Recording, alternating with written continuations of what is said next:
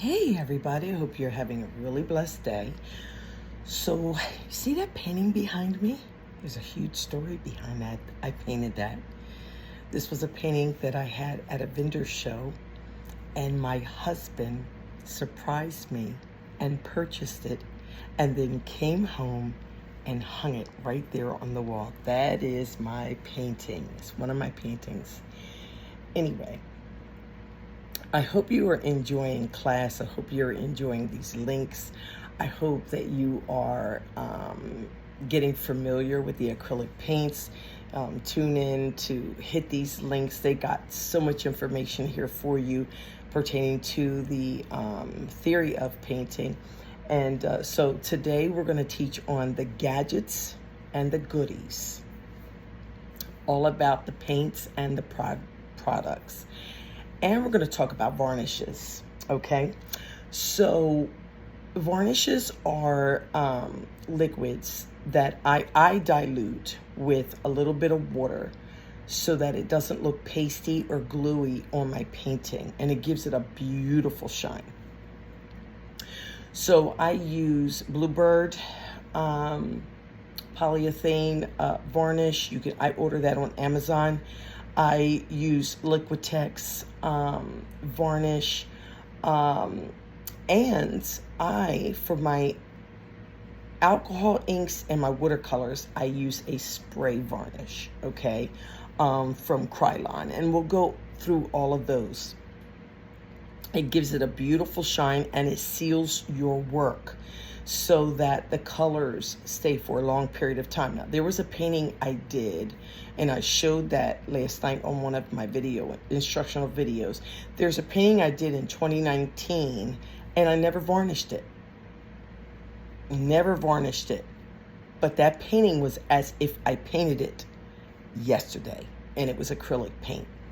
So I finally varnished it yesterday, and what a beautiful shine. It just makes the colors pop, come to life. So varnishes are necessary to seal what you just put onto the canvas, but it also gives it a beautiful shine. Now, a lot of people resin their paintings, and I am one of those people. And just like we talked about the safety precautionary measures when we talked about alcohol inks last night, just a little bit, you do need a respirator mask, you do need goggles, and you do need nitrate gloves. And as we get into the alcohol ink and the resin, I will definitely give you more in-depth information pertaining to that. It's better to be safe than sorry, and not to mess around with those chemicals that can really do damage to your lungs. So I just wanted to put that in here, all right? So you can use liquid varnishes, you can use resin, all right? I use two different types of varnishes. Like I said, I use Bluebird. It's a gloss polyurethane clear coat, water reducible. My husband chose that for me over me resining, because I was resining quite a bit, and the smell is very strong. So I would not recommend you doing resin, any kind of resin, inside of your home. Make sure it's outdoors, 70 to 85 degree weather, and it's just really you're putting yourself and those who live in the house in danger. So be very careful with that. I had to actually learn that. My daughter-in-law was teaching me that, because I was resining with little tiny mask and little plastic gloves. They have certain respirators, certain goggles, certain gloves for resin, as well as alcohol ink. My husband mentors me, and he went to school for art, and he's a beautiful artist. And so he turned me on to the Bluebird gloss polyurethane clear coat, and I'm telling you, it gives my paintings a serious shine. I love it. I also use Liquitex high gloss varnish, and that gives it a protective, beautiful shine as well. I do dilute with a little tiny bit of water each one of those varnishes so that my paintings do not look like they're gluey and cloudy, so I do dilute them a little bit. Okay. So we already learned about the acrylics, the soft body, the hard body, the fluid, ready to pour acrylic paints. So now we're going to go to pouring mediums. And I talked a little bit about pouring mediums last night on one of the training videos that I sent you on this page, which, by the way, are only for the school students who get to view that privately. So if you're interested in my page, because we're going to be covering a wide variety of the arts, not just painting, but dance and music and writing and poetry, spoken word. So we're going to be going through a lot of training. But if you're interested in really signing up for that, you can find me, Creations for Christ on School, SKOOL. I will actually try to put a link below here so that you guys can just tap in. It's only $5 a month, and you get to learn a lot of information. All right. So my pouring mediums. Now, economically, I told my beginner students, economically, because our paints, brushes, canvas boards, that stuff starts adding up, and it does cost. So I started teaching them how to make their own pouring medium with Elmer's Glue All, not just Elmer's glue, but Elmer's Glue All. And I showed them how to mix that so that they can have their own pouring medium for their paint. So you have to turn your soft body into fluid, ready to pour mixtures. And we talked about the consistency has to be silky and milky. Not too watery, not too thick, but just right, that silky flow off of your popsicle stick when you're finished stirring it. I also use Australian Floetrol, and I order that on Amazon. Or you can get the American grade Floetrol in the paint section when you go to Home Depot.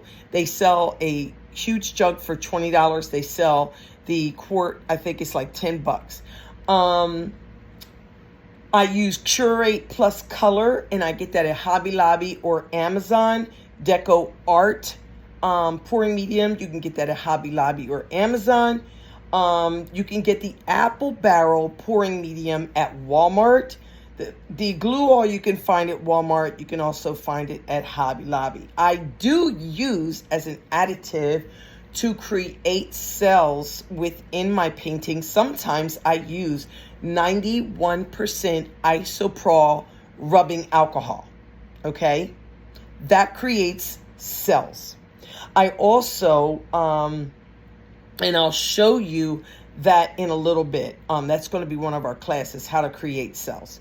Floetrol is not recommended for oil-based paint. I did that once, and I'm thinking I'm doing something, poured all my paint on my canvas board, and all of it just flowed right off the canvas board. So Floetrol is not recommended for oil-based paint. Okay. Pouring mediums change the consistency of the paint. So if I have a soft body acrylic paint, it's going to change the consistency of my paint into a ready pour fluid paint. So understand that you want a silky, milky flow off of that popsicle stick where it falls with ease into the cup. Not runny, not like dripping one at a time, but like a steady flow into the cup. It's going to sit on the top for like 2 to 3 seconds, and it's going to disappear into the paint. That's when you know that you have a great consistency. Okay, so what do you do when you get your canvases? All right, I have all kinds of sizes of canvases. I have huge canvases. I have long canvases. I have small canvases. I have round canvases. I have practice canvases because sometimes I'm trying a new medium or a new experiment, and I want to see what it's going to look like on the small before I do it on the big. So there are times that I have had my canvases, like I have several sitting right now on the side of my table, that I probably won't touch until the Lord gives me something inspired to do, and then I sit down and I start doing it. For example, you go on one of the training classes that I put on here the other night. I put like 3 or 4 of them. I showed you a canvas where there were integrated hearts. Okay, hearts were integrated, and that canvas took me to 1:30 in the morning. I started in the early afternoon, and I literally finished it at 1:30 in the morning with the vision that I believe God laid on my heart to actually take with me, because I have a speaking engagement, and that is going to be one of the canvases that I use with that speaking engagement. So sometimes you're going to get canvases, you're going to purchase them, big, small, long, tall. You're going to purchase them. You won't have an assignment for them yet. And then all of a sudden, the Lord will get it for you. You'll have something that He inspires you to do. You're going to go do it, and it's going to turn out absolutely beautiful. If something turns out ugly, you're not happy with it, you disapprove of the way it looks, leave it alone. You might just need it to dry before you can see the whole story evolve, okay? Be mindful that every pouring medium and every acrylic paint is going to be different with each medium that you choose. I'm not going to get the same results with the Australian Floetrol that I get with the American grade Floetrol. 2 different types of chemicals used to mix that all together. I'm not going to get the same results using my Glue-All made pouring medium with my Deco Art pouring medium. So do understand that all acrylic paints do not act the same with all the different types of pouring mediums that you may choose to use. All right. So I said it today. If you're too stressed, you're not going to be at your best. Painting is fun. Creating is amazing. Sit down, pray, ask the Lord to just use your hands, create through you, learn, discover, hear, see, and commune with the Father while you are allowing that good and perfect gift that came from the Father above to operate through you onto a canvas board that God may just use to tell somebody a truth about Him. All right? So be patient. Have fun. Enjoy it. All right.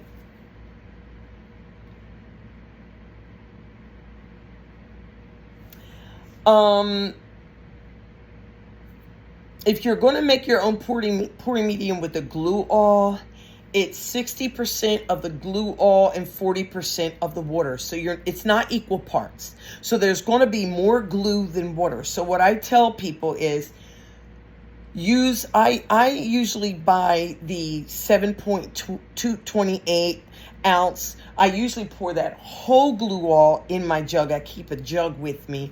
I pour that all in there. And once I'm done, I use that same bottle. To pour like maybe 30% water or 40% water. And then I shake it up real good.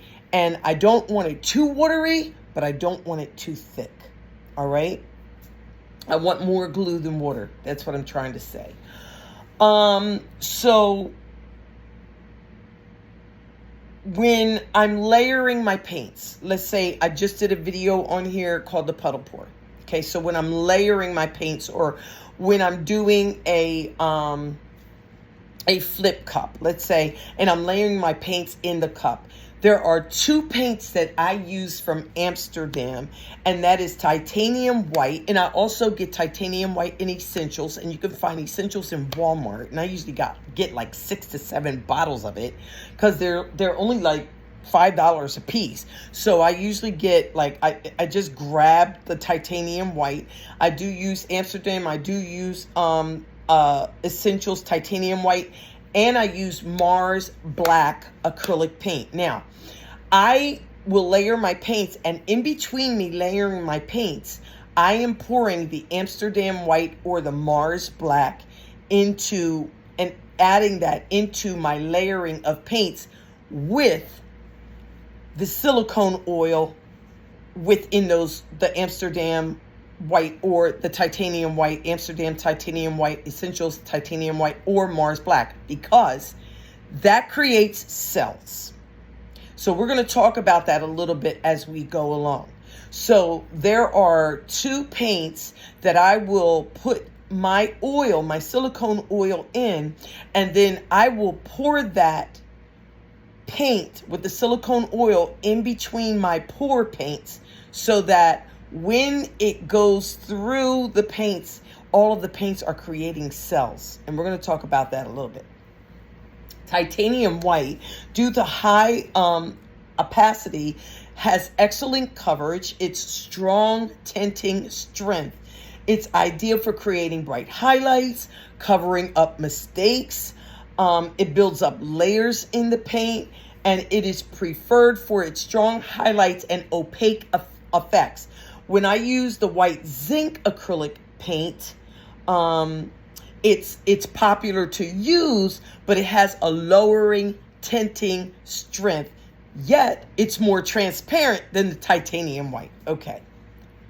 Now the Mars Black paint has the eye opacity, its light fastness, its strong tinting strength, and this is one of the paints I use often, especially if I am flooding my canvas. I will use the black, and I use Master's Touch Ready to Pour my Mars Black. So I do use that. Light fastness means, when I say light fastness, it means that it resists to fading over a period of time. So it has longevity. When you add that to your artwork, you also add longevity to your artwork when you use the Mars Black. Okay. Tinting strength means that it goes a long way. A little bit goes a long way. So you don't need to use a whole lot of it. It goes a long way. I use that in my swiping techniques to give me deep, rich tones created by controlling values of the colors that I've used within it. So if I layer my paints across my board, and then I layer, my very last layer is with the Mars Black. When I swipe it, all of my paints push through that Mars Black, giving it a beautiful controlling color, and it shows the values or the richness of the colors that's coming through it. All right, it's fast drying. So compared to other black acrylics, preventing muddy mixtures, which, by the way, I like muddy mixtures. Muddy mixtures is like adding clay to your painting to create lines, like I would say bumps in the roads.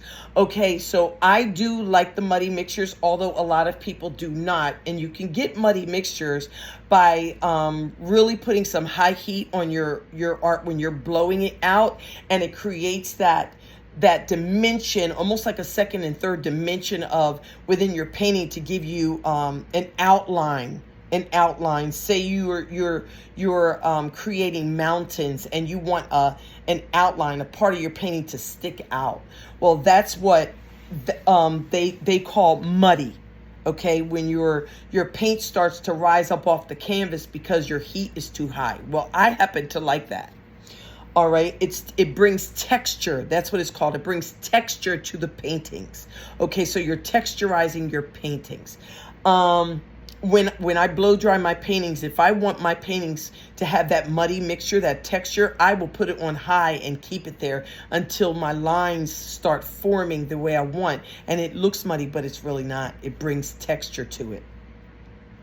I'm reminded when I see that texture, or that muddy, what they want to call muddy painting, that life is not easy. It has a lot of ups and downs, a lot of highs and lows. So when I have a painting that looks like it's rough, that's because That's the reality of life. It's a journey.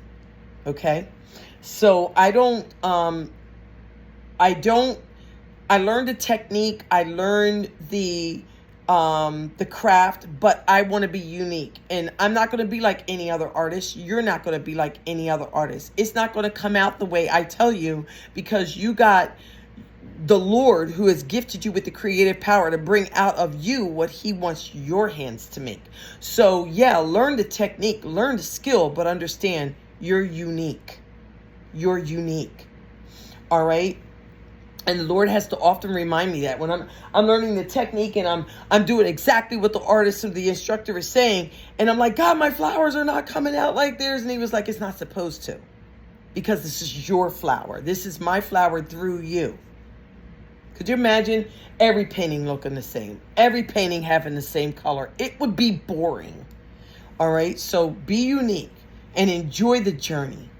Now, my paintings, depending on how much paint I put on top of the canvas, my painting drying time might be done that day. My painting drying time might take 2 days or 3 days. It depends on how big the canvas is, how much paint I used, what I used, because if I added texture to it, it might take a whole week for it to dry. So be patient with the process, okay? So what types of products can we paint on? You can paint on stretched canvas. You can paint on cradled wood panels. You can paint on ceramic tiles. You can paint on synthetic paper, paper mache, mixed media papers, vinyl records, CDs, rocks, furniture. There are so many possibilities when it comes to what you can paint on. All right. So there is an app, and it's free. It's called Measure. And within that app, if you hit it, there is another part of that app, and it's called Level. If you hit that, you will be able to use that to see where your painting is, and is that area leveled, because you don't want your painting to be crooked, to be lopsided. You want an even flow. So download the app called Measure. Within that app, there's something called Level. Hit that and put that on your, and when it's leveled, when the area that you have chosen to work on is leveled, it'll turn green. That app will turn green, and it'll tell you that you're in a good even area so that your paint is flowing evenly across the board.